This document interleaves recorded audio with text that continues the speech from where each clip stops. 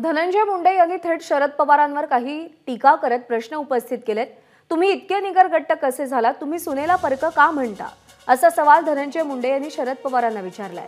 इंदापूरमधल्या सभेतून धनंजय मुंडेंनी शरद पवारांवर हल्लाबोल केलाय। निवडणूक जिंकायची म्हणून तुम्ही सुनेला परकी म्हणता, असं धनंजय मुंडे म्हणाले। बारामतीचीच लेक पवारांकडे सून म्हणून आली, तर मतदान सुनला का लेकला करायचं म्हणून सून परकी म्हणता? अरे तुमच्या घरात आपल्या मुली आहेत, उद्या कुणाची तरी सून म्हणून होऊन जाणार आहे, कुणाची तरी लेक आपल्याकडे सून म्हणून येणार आहे।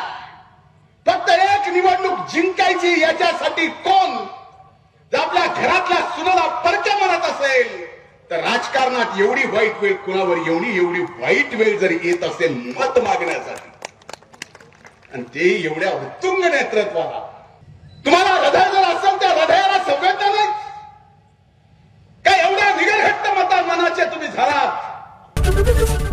एबीपी माझा, उघडा डोळे बघा नीट।